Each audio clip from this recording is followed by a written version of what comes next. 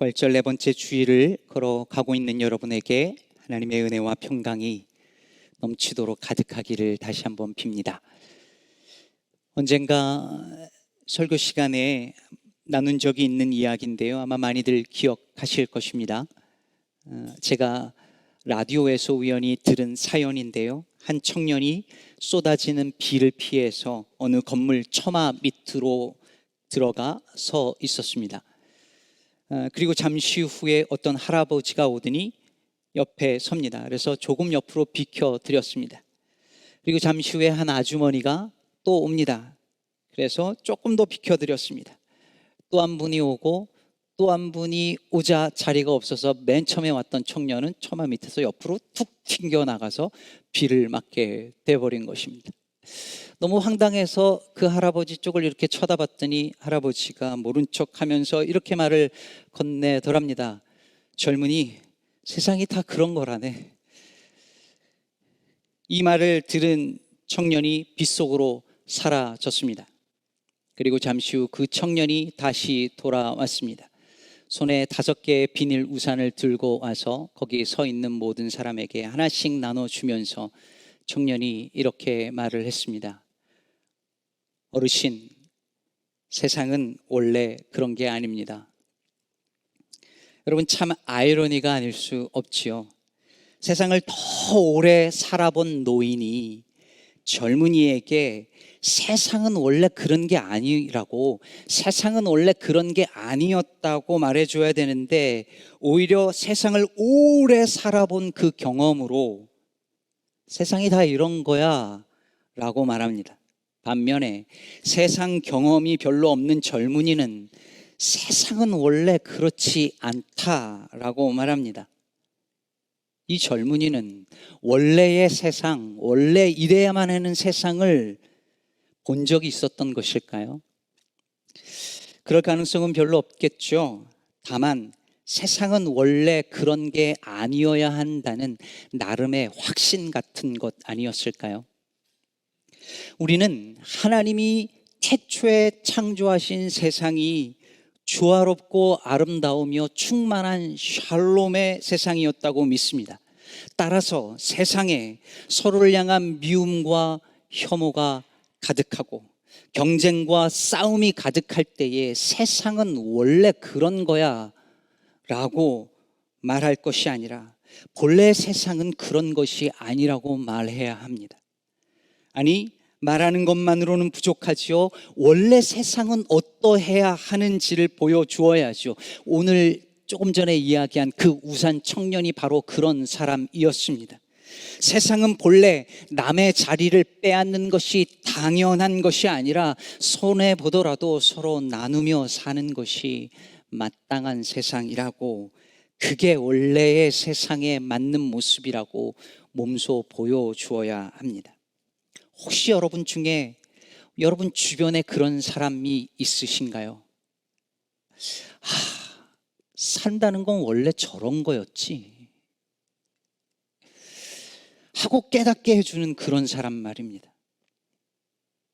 이렇게 사는 게 당연한 줄 알고 남들 다 이렇게 사니까 그냥 이렇게 사는 게 맞다라고 살고 있었는데 그 사람을 보니까 다르게 사는 삶이 가능한 거였구나라고 다른 삶을 상상하게끔 만들어주는 그런 사람 말입니다.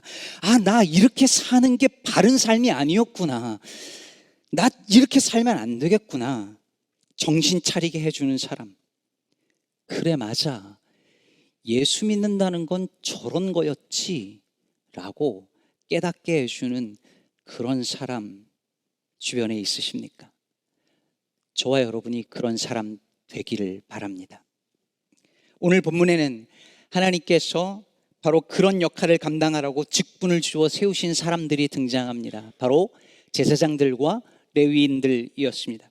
오늘 본문이 포함된 민수기 18장은 지난주에 살펴본 바 고라 자손과 그리고 그 레위인들을 비롯하여 이스라엘 회중들이 모세와 아론을 향하여 반역을 일으켰다가 심판을 받은 사건 다음의 이야기입니다.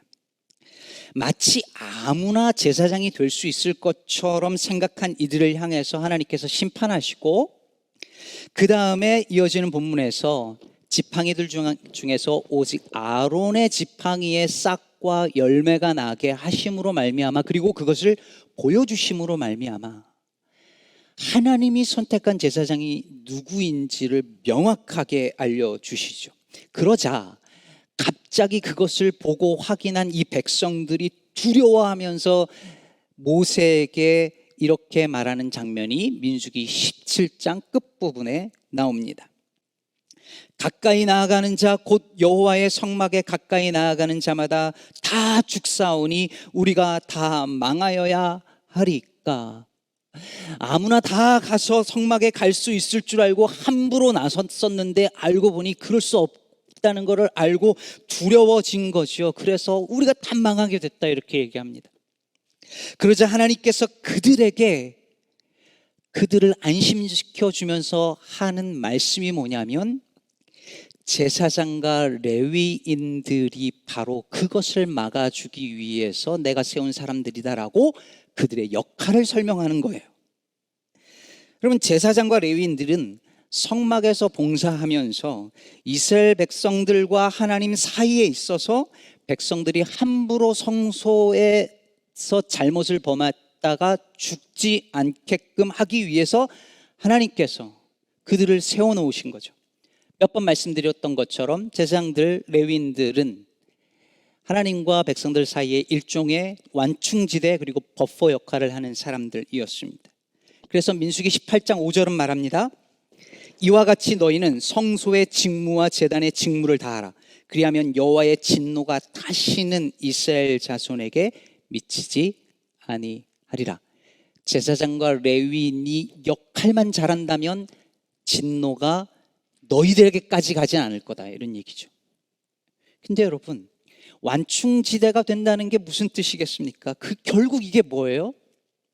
잘못하면 백성들은 살지 몰라도 제사장과 레위인은 죽는다는 거죠.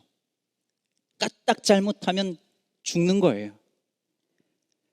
그래서 18장 1절에서는 제사장은 성소에 대한 죄를 담당한다고 말하고, 오늘 본문 23절에서는 레위인도 회막에서 봉사하며 백성들의 죄를, 여기서 자기들은 백성들을 말하는 거예요. 레위인들이 백성들의 죄를 담당한다라고 말합니다. 즉 성소에서 백성들이 저지르는 잘못에 대한 책임을 누가 지냐면 제사장과 레위인들이 진다는 거예요.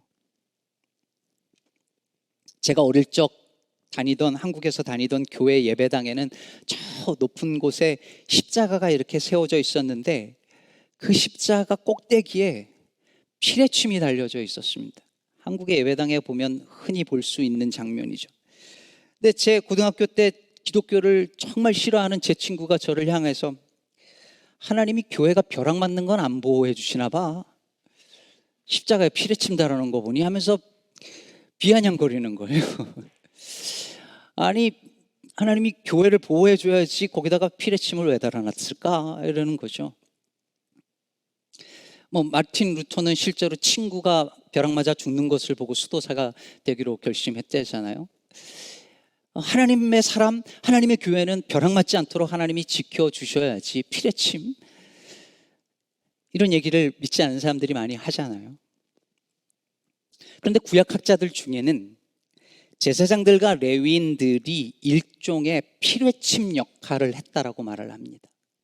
무슨 말이냐면, 이들이 피뢰침이 되어서 성막 안에 흐르는 그 거룩함의 힘을, 말하자면 그 전류를 대신 다 받아들이기 때문에 이스라엘 백성들이 성막에 들어갈 때에 일종의 감전을, 즉 그 거룩함에 의해서 죽는 그 일을 막아준다는 거죠. 여러분, 이쯤 되면 제사장과 레위인의 역할이 너무 가혹하지 않나요?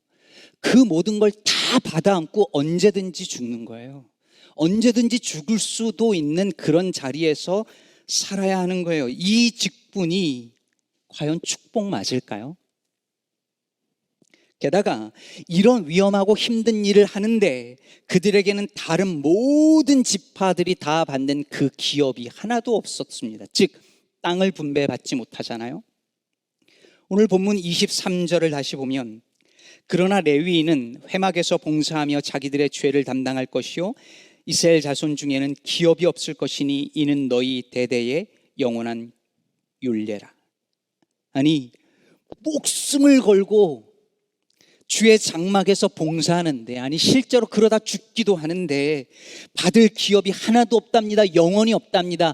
그 당시에 땅은 그냥 오늘날의 땅이 아니라 삶의 터전이었고 살아가기 위한 전부였는데 그 땅을 한 평도 받지 못하고 그것도 영원히 받을 수 없다라고 말하면 너무 불공평하지 않습니까? 성막에서 목숨을 걸고 일하는데 그 진노를 온몸으로 피레침처럼 다 받아내야 되는 그 사람들을 향해서 이건 너무하지 않냐는 것입니다.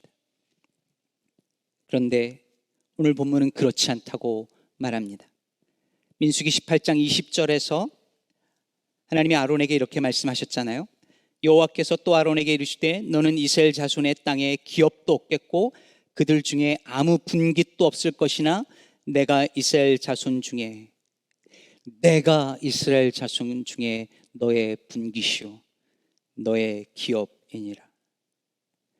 땅을 기업으로 한 평도 받지 못했으나 그들은 하나님만을 기업으로 삼고 살았습니다.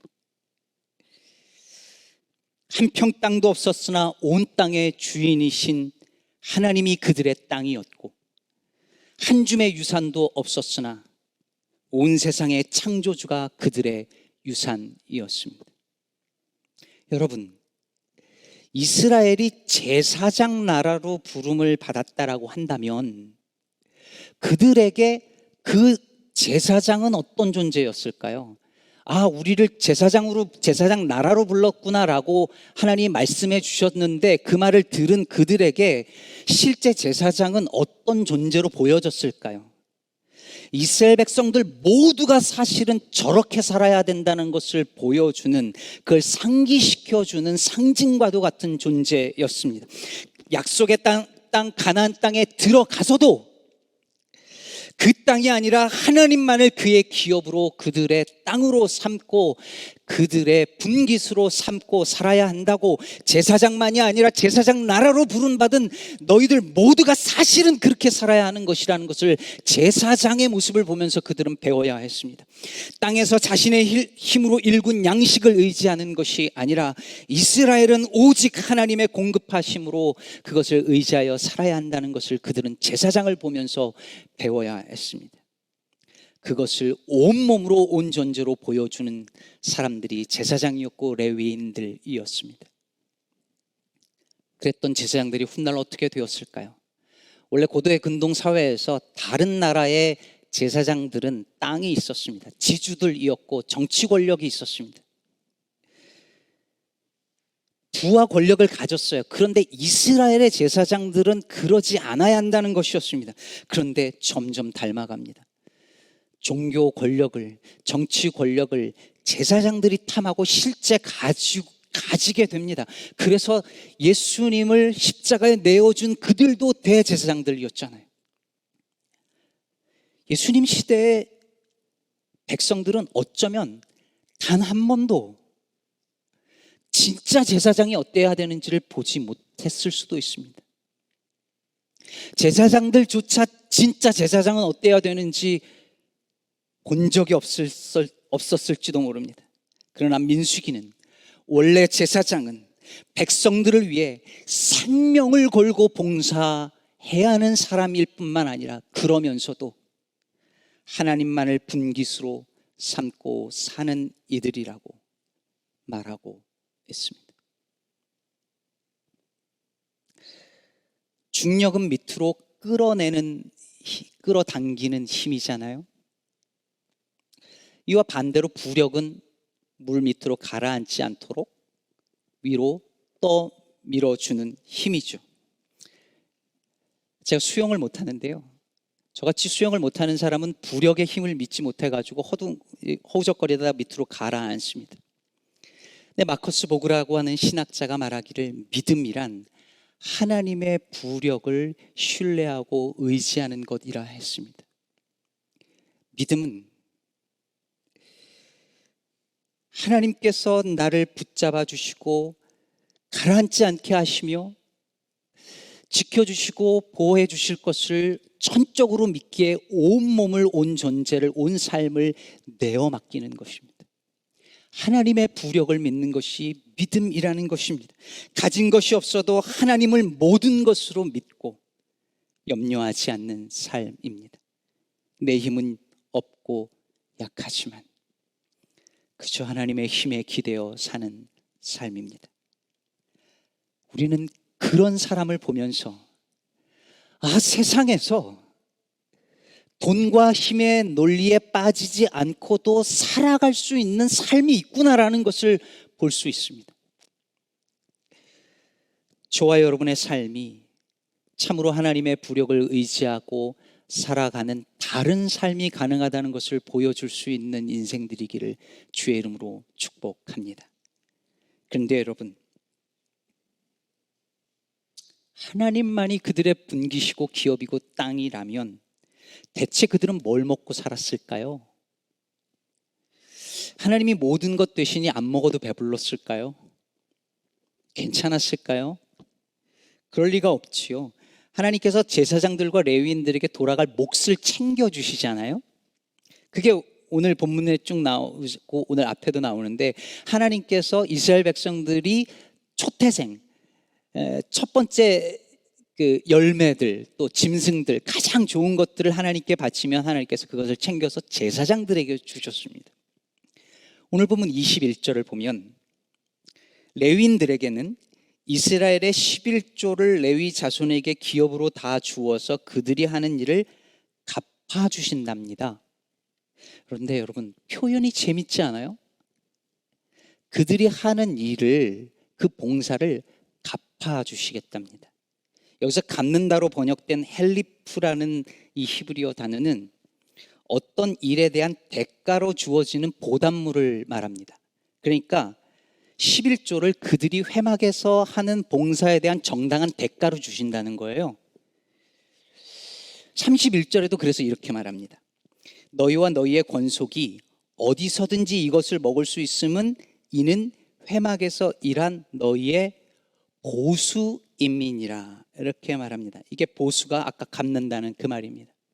제가요 20살 때부터 전도사 생활을 했습니다. 그리고 그때는 제 고향교회에 섬겼는데 처음으로 이제 제가 외부 교회에 첫 사역지를 나갔어요. 20대 중반이었습니다. 제 아내의 고향교회였죠. 가서 처음으로 이제 사역을 하고 첫 사례비를 받는 날이 됐습니다. 근데 재정 장로님이 까먹으셨나 봐요. 시간이 됐는데 안 주시는 거예요. 이제 집에 갈 시간이 다 됐는데 잊어버리신 것 같아요. 그 주에 그걸 못 받으면은 등록금도 못 내고 가난한 신학생이 그 주에 먹을 것도 없을 텐데 이걸 꼭 받아가야 되는데 안 주셔가지고 재정부 사무실을 이렇게 옆을 이렇게 갔다, 혹시 나를 발견하지 않을까 하면서 이러고 왔다 갔다 하는데 장로님이 저를 보고도 모르시고 그냥 자꾸 지나가시고, 다른 장로님이 딱 눈치를 채셔가지고서는 간신히 받았던 기억이 있습니다. 근데 민망하더라고요. 아마 경험 있으신 목회자들이 있으실 거예요. 근데 여러분, 제가 만약에 제 사례비를 제가 정당하게 일한 노동의 대가라고 여겼다면 당당하게 주십시오라고 했을 수도 있어요. 근데 그렇게 하면 어쩐지 제가 사역이 약간 세속적으로 보이잖아요. 그렇죠? 왜 정당하게 노동한 대가를 안 챙겨주시냐고 하면 세속적인 것 같잖아요. 그런 생각들 때문에 여러분, 교회에서는 흔히 목회자에게 주는 샐러리를 사례비라고 부릅니다. 월급이나 봉급처럼 급여라고 부르면 이거 좀 세속적으로 느껴지잖아요. 일한 것에 대한 대가를 받고 주는 것 같아서, 그래서 감사의 표시라는 뜻으로 사례비라고 교회에서 흔히 부르는 겁니다. 그런데 하나님이 오늘 본문에서 그들에게 돌아가는 11조를 성막에서 일한 것에 대한 보수라고, 명시해 주십니다. 일한 것에 대한 대가라고 말씀해 주십니다. 아니, 마땅히 해야 할 일을 했는데, 하나님의 거룩한 성전에서 하나님을 섬기는 이 일을 했는데 그거를 보수라고 갚아주시겠다고 하십니다. 아니, 그건 구약이니까 그런 거 아니에요? 목사님들 제사장 아니라면서요. 그런데 이 원리는 신약에도 그대로 적용되어서 고린도전서 13장 13절에서 고린도전서 9장 13, 14절에서 이렇게 말합니다. 성전의 일을 하는 이들은 성전에서 나는 것을 먹으며 제단에서 섬기는 이들은 제단과 함께 나누는 것을 너희가 알지 못하느냐. 이와 같이 주께서도 복음 전하는 자들이 복음으로 말미암아 살리라 명하셨느니라. 복음 전하는 이들이 복음 전한 것으로 인해 먹고 살게 하십니다. 공동체를 통하여 그들의 생계를 책임지게 하십니다. 당연히 해야 할 일을 했을 뿐인데, 하나님께 섬기는, 하나님의 성막을, 하나님의 그 공동체를 섬기는 이 영광스러운 일을 했을 뿐인데 하나님은 그것을 당연한 일이라고 말씀하지 않으시고 내가 갚아주겠다, 너에게 보수로 주겠다 하십니다. 복음으로 말미암아 살리라 하십니다. 사랑하는 여러분, 이것은 단지 목회자에게만 해당되는 말씀이 아니고 그러라고 하는 말씀도 아닙니다. 이것은 주님의 나라를 위하여 애쓰고 일하는 모든 이들의 삶을 하나님이 책임져 주시겠다는 약속입니다. 너희들은 내 종이니까 그렇게 하는 것 당연한 거야 라고 하지 않으시고 그 삶을 돌보아 주겠다고 말씀해 주십니다. 주님을 위해서 손해본 것 갚아주십니다. 주님을 예배하고 교회를 섬기고 힘든 이웃을 돌보고 말씀대로 살기 위해 주님의 나라와 그 의를 위하여서 손해보고 애쓰고 그렇게 스럭을 하면서 포기한 내 모든 것을 하나님이 잊지 않으시고 갚아주시고 책임져 주십니다. 이스라엘 백성들은 제사장과 레위인을 보면서 그것을 배웠을 것입니다. 하나님을 위하여 섬기는 자는 하나님이 책임져 주시는구나. 그러므로 그들을 제사장 나라로 불렀다라고 하는 그 이야기는 그들이 제사장 공동체로서 세상을 향한 하나님의 진노를 다 받아내면서 살면서 그 제사장으로서의 역할을 감당할 때에 하나님께서 그들의 기업이 되고 분깃이 되어 그들의 수고를 갚아주시겠다는 약속의 말씀이었습니다. 그리고 그것은 오늘날 제사장 공동체로 부름받은 저와 여러분, 우리 모든 그리스도인들과 교회를 향한 하나님의 약속이기도 하다는 것을 저는 믿습니다. 먼저 그의 나라와 의를 구하라, 그리하면 이 모든 것을 너희에게 더하시리라. 이것은 지금도 변함없는 주님의 약속입니다. 그런데 여러분, 이게 끝이 아니었습니다.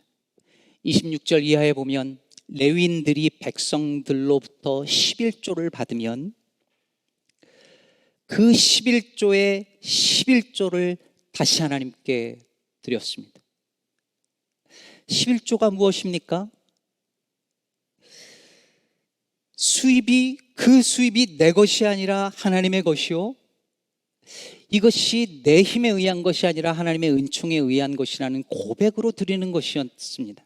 그렇다면 11조를 받은 그들이 당연하게 내 보수야, 내가 일한 것에 대한 대가야 라고 생각하지 않고 11조에 11조를 다시 구별하여 드렸다라고 하는 것은 그들은 그것을 하나님의 은혜로 선물로 여겼다는 증거이죠. 그렇다면 하나님은 레위인들에게 11조를 보수라고 주셨지만, 대가라고 말하면서 주셨지만, 레위인들은 그것을 당연한 권리로 여기지 않고 하나님 은혜입니다, 하나님 선물입니다 하면서 받았다는 이야기입니다. 내가 열심히 봉사해서 얻은 당연한 대가가 아니라 비록 하나님은 그렇게 주셨을지라도 받는 레위인들은 그것을 은혜로 받았다는 말입니다. 그렇다면 여러분 잘 보십시오. 하나님은 그들이 일한 것에 대한 대가로 보수해 주시고, 제사장과 레위인들은 그것을 권리로 여기지 않고 은혜로 받았어요. 여기 한 가지 더, 백성들은 11조를 구별해서 드려서 레위인들의 생계를 책임지는 것을 그들의 책임으로 알았습니다. 하나님은 대가로 주시고 받는 이들은 은혜로 알고 공동체는 책임으로 여겼습니다. 저는 이것이 제사장 공동체로 부름받은 우리에게 필요한, 원래 하나님이 꿈꾸시고 바라는 그 제사장 공동체의 모습이라고 생각합니다. 즉, 사람들이 우리를 볼 때 하나님을 위하여 온갖 손해를 다 보면서 사는 것 같은데 하나님이 채워주시고, 그것을 당연한 것으로 여기지 않고 선물로 여기며 감사하고, 그 모든 과정에서 성도들이 서로를 향한 책임을 기꺼이 감당하는 모습을 보면서, 아, 저런 공동체도 가능하구나, 저렇게 사는 것도 가능하구나, 믿음의 공동체는 저런 것이구나, 우리는 뭔가 잘못 살고 있는 것 아닌가라고 생각하게 만드는 삶, 복음으로 말미암아 살고 복음으로 말미암아 살리는 사람들, 그것이 바로 이 세상을 향한 제사장 공동체로 부름받은 우리의 모습이어야 하지 않을까요? 가끔 그런 생각을 합니다. 평생 교회를 섬기며 살아왔는데 정말 교회는 어떠해야 하는 것을, 어떠해야 하는지를 본 적이 있을까? 몇 번이나 보았을까? 우리 교회에 자라는 아이들은 세상은 원래 이런 게 아니라는 것을 우리 교회 어른들을 보면서 배우면서 자라나고 있을까? 원래 하나님이 창조하신 세상은 이런 모습이어야 한다는 것을 우리 교회 공동체를 통해서 보면서 우리 아이들은 자라나고 있을까? 그렇게 되기를 축복합니다. 영화 미션의 마지막에 보면 남미 원주민들과 그들을 위해 선교하던 신부들마저 모두 학살당한 다음에 학살 주도자와 교황의 사절이 함께 대화하는 장면이 나옵니다. 학살 주동자는 어쩔 수 없었다고 이게 최선이었다라고 변명을 하면서 교황의 사절에게 이렇게 말합니다. 세상은 원래 그런 겁니다. 그때 교황의 사절이 눈물을 글썽이며 이렇게 답합니다. 그렇지 않습니다. 우리가 세상을 그렇게 만든 겁니다. 내가 그렇게 만들었어요. 사랑하는 성도 여러분, 세상은 원래 그렇지 않습니다. 세상이 이런 것은, 세상은 원래 그런 거라고 믿고 사는 우리 때문일지도 모릅니다. 그렇다면 이제 본래 세상은 그렇지 않음을 믿고 보여줄 수 있는 사람들이 필요합니다. 돈이 힘이 되는 세상에서 하나님을 나의 분기시요 기업으로 삼고 사는 사람들, 손해보고 불이익을 당하는 것 같아도 하나님의 부력을 믿고 신뢰하며 살아가는 사람들, 그 속에서 하나님의 지켜주시고 보호하심을 온몸으로 삶으로 체험하며 사는 사람들, 그리고 그것을 당연한 권리로 여기지 않고 은총이요 선물로 여기는 이들, 그리고 먼저 그의 나라와 의를 구하는 이들이 그로 말미암아 살도록 책임을 감당하는 공동체, 이런 사람들의 공동체, 그것이 우리 시카고 기쁨의 교회의 모습이 되어서 다른 삶이 가능하다는 것을, 다른 세계가 가능하다는 것을 보여줄 수 있는 아름다운 일들이 우리 안에서 매일매일 일어나게 되기를 우리 주 예수 그리스도의 이름으로 축복합니다.